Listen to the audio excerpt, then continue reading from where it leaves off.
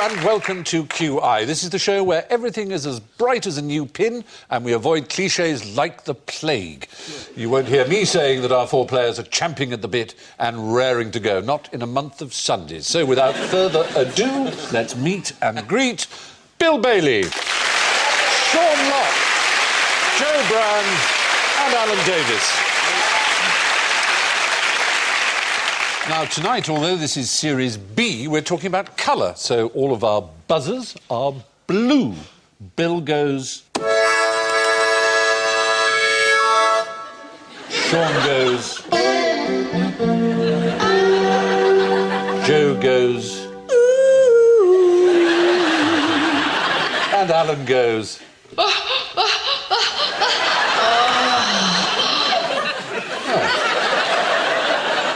Genuine recording. You said that without moving your legs. Right, now, sweeties. You all have sweeties, and to help you get into a primary mood, a range of bright colours. And here's a nice Mediterranean one to get you started with. What colour was the sky in ancient Greece? Oh, yeah. Blue, if that picture's anything. No, it wasn't. I'm afraid blue. I should have. I should have told you that it was ancient Greece, and I did. Yeah, you did. Yeah. And we didn't. They didn't take photographs in ancient Greece, so that might have been a hint that the photograph was of modern Greece. Oh, well, I know, but yes, you know. no, you fell into our beautifully. Could be a very good carving. It could be, I suppose. Wouldn't it perhaps have been darker blue because it's sort of faded a little bit over the time? Yes, it might have done. What we call blue, they call something else. Well, no, the ancient Greeks didn't call anything blue. They didn't look up, ever. No, they didn't call anything blue. They didn't have colours. No word for blue. They had colours, but they didn't have a word for blue. No word for blue? What do they say? The sky. Bronze. Bronze? Yes, they called it the bronze. Homer called it bronze But coloured. no time for these Greeks. And yet without them you wouldn't be here. Oh, that's so rubbish. You say this every week. Because it's true, because without we wouldn't logic, be here. mathematics, harmony, democracy, justice... That's got nothing to do with the people shagging for decades ending up with me. There wouldn't be television. And without television, you are nothing. I know that better than anyone. There wouldn't be a word for television. A Greek word. Well, no, funny enough, television is a word that offends a lot of classicists because it's both Latin and Greek. It's a hybrid word. They're so touchy, aren't they? They are. They call it a chimeric word because the tele is Greek and the vision is Latin. But if there was no Greek, like the Saxon word for television be something like well, it would be Foxy Light. We know what they are because the German, it would be Fernsehen. Oh, yeah. Wake up, Sean. They've got blue in their flag. What do they call the flag? That's Bronze the modern and white? Greeks. Well, the modern Greeks. It's not the blue. It's not the blue didn't exist. They didn't have a word for it. I would be here without the ancient Greeks. Is that... I wonder how many Welsh words there are for colours, Alan Davis, when we start on this. Unfortunately, because of you English people destroying our natural culture and heritage, I don't know our own language. Oh, yes. I must apologise. Cruel imperial invader. My great-grandfather was forced to flee Cardiff and set up a restaurant in the East End. Do you want to know something very interesting, Alan? There is no Welsh word for blue. Oh, well, I'm sure there is. There is. There is you no just can't Welsh say it. There isn't. So when did they hand over? When did ancient Greece hand over to modern Greece? And Well, sort of say, there you go. Good. The first thing we're going to do, the sky is Blue, all right, there you go. Start off. It's a very interesting question. They used to believe, some Darwinians believed, that the Greeks genuinely, that's to say Greeks as ancient as Homer, who was a very, very long time before even Sophocles and Socrates, the ancient Greeks that you and I talk about every day. They actually believed that they hadn't developed a colour sense in the eye, but it's now essentially perceived that they didn't really find any use for calling things by different colours so much as they did as function. Yes, darling. Am I boring you? Losing the will to live. I'm so sorry. I'm so sorry. Can you just hit that, your buzzer there, Al? Eh? Just that... That's just an excerpt from a Bronze movie, I think. Very good. Very, very good. Nice one.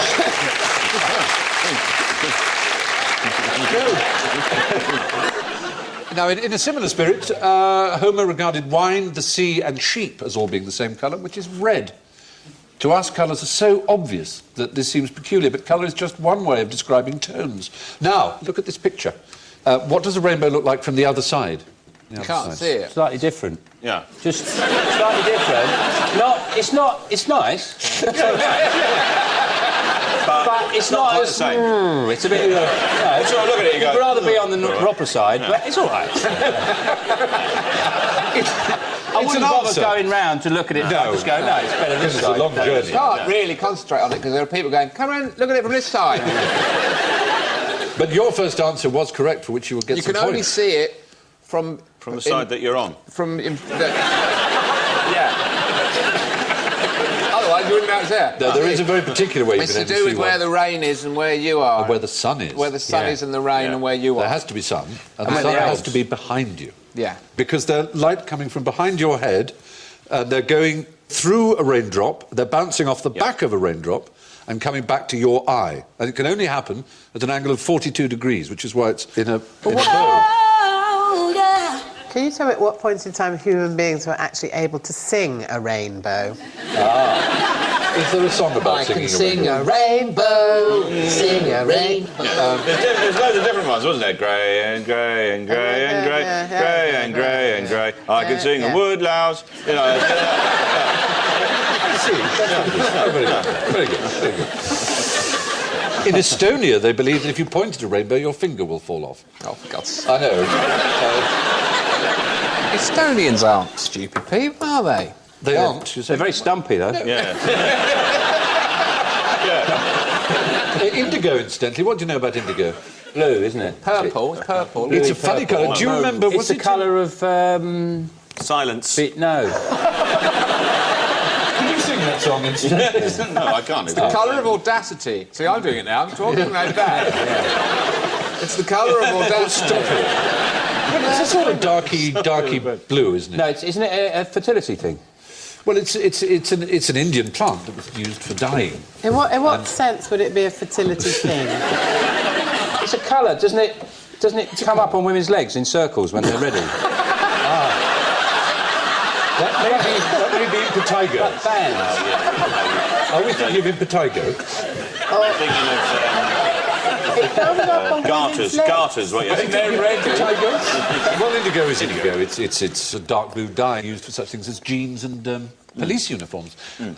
Which brings me, why take the piss out of Newcastle? They haven't got any toilets. They've got no toilets, and they hold it in. They're so hard, they can hold it in till they go on holiday. And that's why they talk out the side of their mouth like that. I'm going to visit Auntie. I can't wait. Interesting theory. Is that wrong? Is it that the urine is exceptionally pure because of the filtering process of brown ale? It used to be very pure. Right. But now no longer probably is. Newcastle was a major exporter of piss. In the 18th century. What does urine contain? Ammonia. Uric acid. Ammonia, good. Some sort of infection thing. If a jellyfish stings you, you've got to pee on your leg. No, I'll give you a further hint, which was that I introduced the question by saying... Anaesthetic. Indigo was used dyeing. for such things as policemen's uniforms, yes. A dyeing agent. So ammonia was used in the dyeing industry. And in North Yorkshire, they had these great quarries where they mixed the ammonia and stones and things with woad and came out with these dyes. Newcastle's third biggest export after coal and beer was wee-wee. Do you think you could weed... Does anyone ever weed into their own mouth? You can be certain people have done... Actually, babies do that. It's very funny. They're sort of, they're lying wriggling, having been changed. We used to go they highest pee up into the their wall. mouths. And... We used to have a toilet at school, and there was a urinal up to bit there, and then wall, and then a window. Yes. which is quite high. And my friend Danny, the squirt, bending right quite far back like that, could wee out of the window. Wow. Well, the fact of the matter was, in Newcastle, people had to pee into buckets, which were collected weekly. No, the reason that policemen's uniforms used to be such a rich and impressive hue was that they had been whittled on by Geordies, ultimately. Have you all enjoyed your sweeties? Yeah. Good. Yes. Which colour did you like best? Red, I think. Red. Red. Now, that's interesting. Most children, when asked which colour they like most, will say red. When a food manufacturer wants to colour food red, he uses one of these, in fact. It's food additive. It's this E120 colorant. My question is, what is E120 made from? Oh, yeah. A beetle of some sort. No, I'm afraid not. No, we rather predicted you would say that. It's rather unfair of us, because you're almost right. It's actually a bug, not a beetle. Oh, right. Well... What's the difference in a bug and a beetle, then? Oh, don't You ask should him remember, that. of all people, because we covered it... Bugs suck things. we covered it last year. Well done, you did remember. 5 points for remembering. What do beetles do? They don't suck, they can't. Well, they're an order of insects. you give them a drink with a straw and they look at you like, yeah. Not a bug, all right? The point is, Joe, bug is not just American slang for any insect. It's a specific scientific word. It has piercing mouth parts. Oh, in case how you- lovely. Mandibles. Yes, yes, mandibles. Right. You answered that like it was your nickname. Mandibles, you went, yes. How can I help you? But, This is his nickname at school. Mandibles Fry. but the point about this stuff, which is also called Cochineal. cochineal, yes, you can get some points back for that, of course, Yeah. is that it is made from crushed insects. They're called Dactylopius coccus, and they're a kind of bug, as I say, and it takes about 70,000 of them to make 1 pound of cochineal. We've moved away from cochineal because those people who don't like eating animals felt they were being conned by things that were supposedly vegetarian, like a tube of Smarties, when it turned out they had dead animals in them. And, of course, they're not kosher. E122, which we now use, except in Smarties. In Smarties, you're still eating the crushed... I'm eating crushed bugs. Yeah, with the red ones. But E122 is very bad if you have an allergy to aspirin, for example.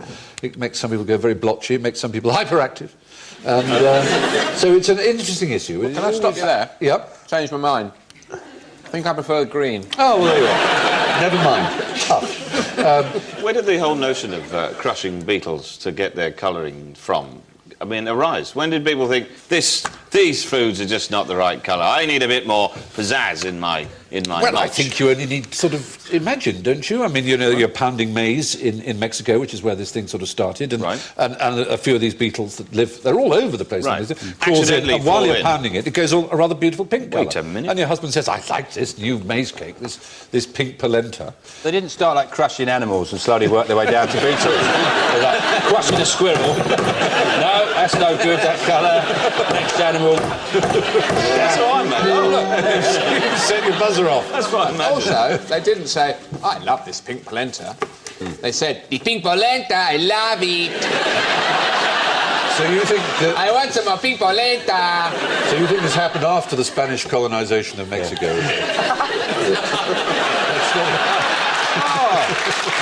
Alan! You think... We got you, that was a good one. Hats off. Are you telling me the Incas taught like Oxbridge graduates? How do they talk? It's really... I'm just going up to finish off Machu Picchu. Help me with these stones. It was really the Aztecs we were concerned with. But in either case, never mind. You ever felt like your weapon's not big enough, John? No, nonsense, nonsense. No. So, no, let's move from bugs to beetles. Love the pink polenta. Sure. Beetle fanciers, as you probably know, are called... Coleopterists. Very good, coleopterists. I'll give you 5 points. for Well, thank you very heaven's much. sake. Press him on how the hell he knows that. Yeah.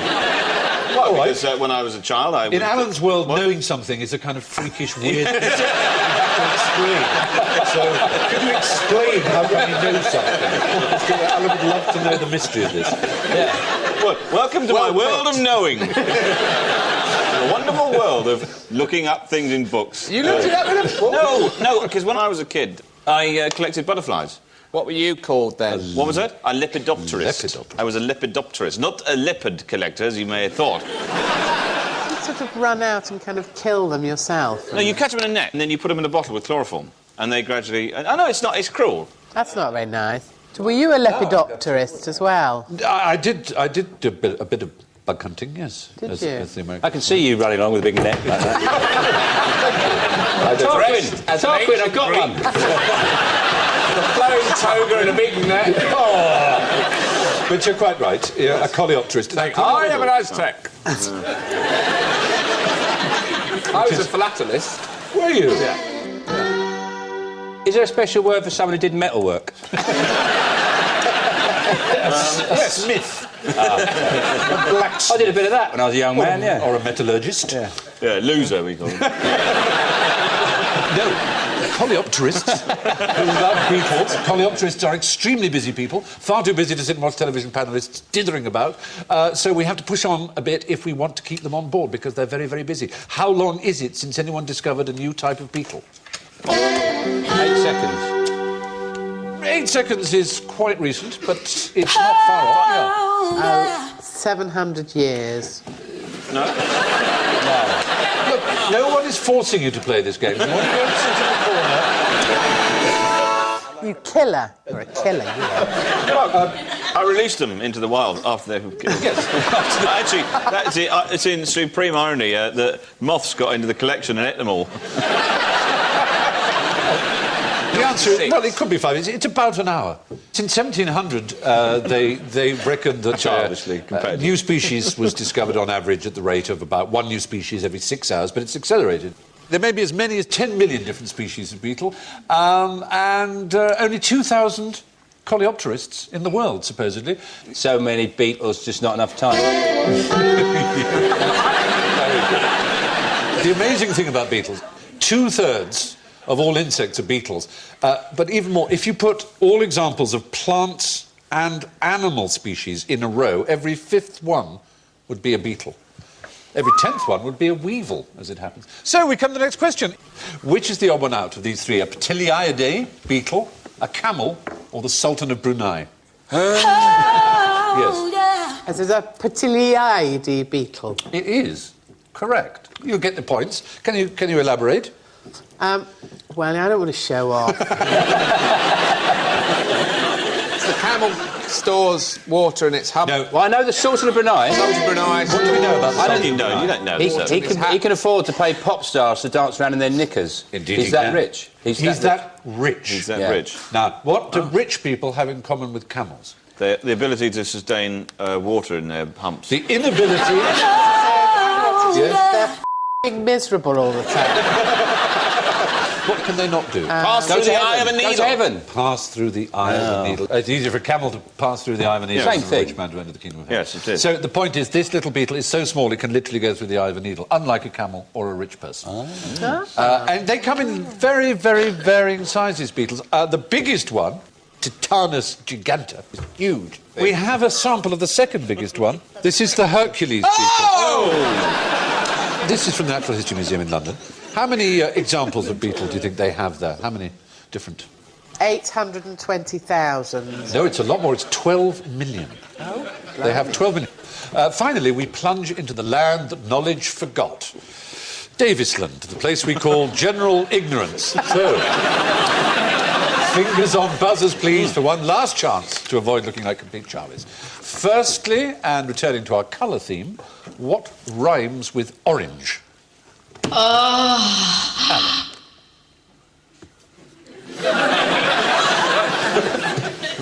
Nothing. Oh, dear. Oh, Lordy bless. Flange. Flange. Orange. Can you think of any words that might rhyme with it? Orange. Orange would rhyme with it, yeah. Yeah. I don't think there is such a thing as borange. There's borage. No, borange. Lozenge. That's what you suck up. Sir, Locke's making it up, sir. It's terribly close, because there's Blorange. Glory. It's a place. Anyone that's know where a- Blorange is? Well, it sounds like it's in Belgium. No, closer to home. Blorange. Where? Yes, it is. It is. It overlooks Abergavenny. It has a famous car park. Well, a horse is buried there, a famous horse called Fox Hunter. There's also Gorringe. If you say porridge with a cold. Yeah. Yes. Porridge. Cold. Have some porridge. Lester Piggott, he goes, oh, what for breakfast, Lester? Porridge. Porridge. Here's some porridge. I'm sure that Richard Whiteley on Countdown said that nothing rhymes with orange. He may well have done, but we're here to explode the myths of Richard the Whiteleys. Whiteley. Richard I saw him interviewing 2 Bluebell dancers once. Really? I thought he was going to have a coronary. Could I have 2 from the top? Very good.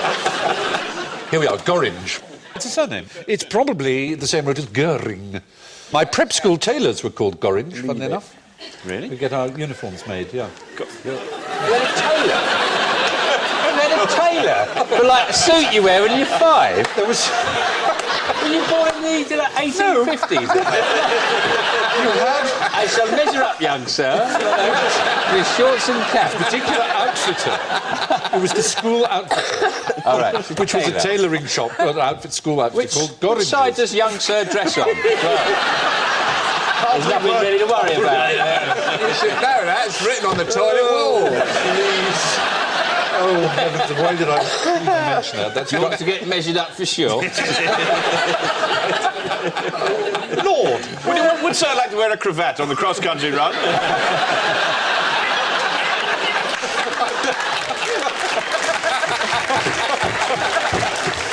Oh, you're all such beasts. Well, anyway, Gorringe is a splendid English surname. I suggest a common band for geography.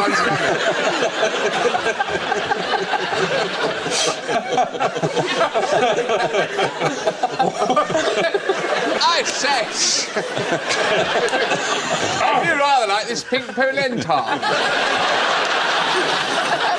Utter rotters. Gorringe is the splendid English surname of, amongst others, Henry Honeychurch Gorringe, who brought Cleopatra's Needle to New York Central Park, in case you didn't know. Anyway, what colour, fingers on buzzers, what colour is the planet Mars? Yes, Joe. It's red. Oh, I knew that was going to happen. It may be called the red planet, but it isn't red. I'm afraid it's actually rusty brown. brown. It's browny brown, really. No, it only appears red sometimes because of the dust in the atmosphere. In fact, its landscape is a very boring brown colour. Why are you going there? What's the fucking point? Oh, human heart. You are just unbelievable. I see. Yes, I see. Right. I refuse to rise to debate. All right. According to New Scientist, actually, the most recent pictures of Mars issued by NASA were tweaked by sort of, Photoshop. by using filters and Photoshop. Exactly. Britney Spears on it. In order to conform. They were tweaked in order to conform with our expectations of its redness.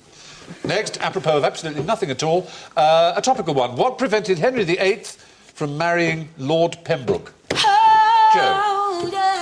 Lady Pembroke. Very good. Yeah.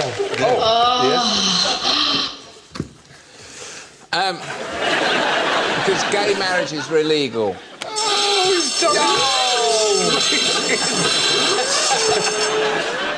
No, the fact is he actually did marry Lord Pembroke, eventually. He married Lord Pembroke. Yes, he did. Was Lord Pembroke a nickname for... A lady! Lord Pembroke was certainly a lady, but absolutely, it was Anne Boleyn, in fact. Oh, right. She was married to Catherine of Aragon at the time, and it was not head of the church. She disguised herself as a man to sneak into the king's chamber. No, she was just very miffed at not being able to marry. You sound like you're in a school play, then. Runs on.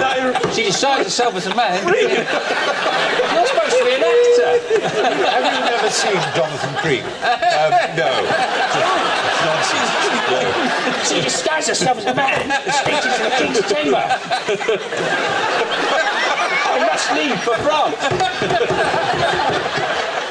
Yes, what happened was he was married to Catherine of Aragon. The Pope was head of the church in England and elsewhere in Europe. And Anne Boleyn was very annoyed So to shut her up, he offered her a title, and first he offered an ordinary title. He said, no, I want a proper title. So he gave her the Marquisate of Pembroke. So she became the Marquis of Pembroke, which is a male title, of course. Yeah. But then eventually he did overcome it and declare that his marriage to Catherine of Aragon was null and void, and separated from Rome and married Anne Boleyn, and then cut her head off, of course. Anyway, from marquises to mammals. I'm one, you're one, Lord Pembroke. She was one as well. We're all mammals. We come in a wide variety of colours: white rhinos, black panthers, brown bears, whales, red kangaroos, blue whales, pink elephants, But no, there are... Name a green mammal. Yes. Frog. Now name a green mammal!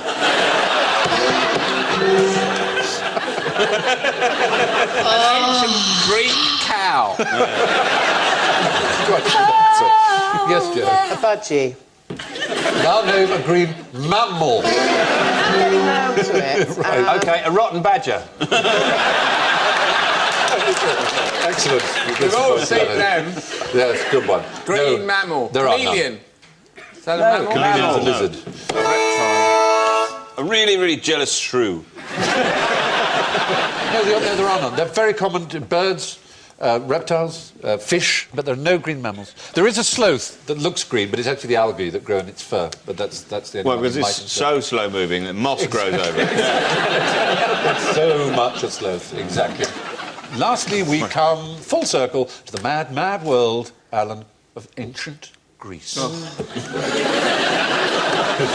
Why wouldn't an ancient Greek baker mind if you told him where he could stick his baguette?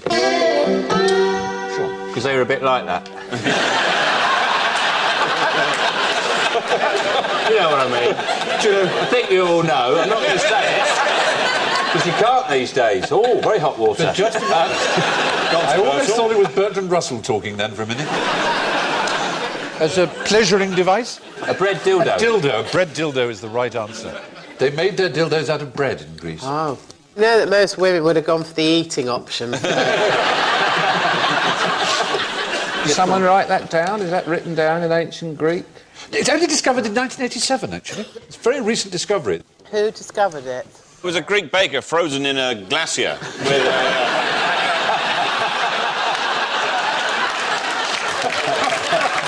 No, he's going like that. He's going... He was handing the baton of ancient Greece to modern Greece. That's what he was doing. It's time for the final reckoning. I shall give scores. Now, just in last fourth place, just with minus 22, is Alan Davis. But a brilliant performance, and we thank you for it.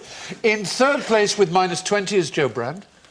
In second place with a huge plus 7 is Bill. But way out in front with 17 is Sean Lockwood.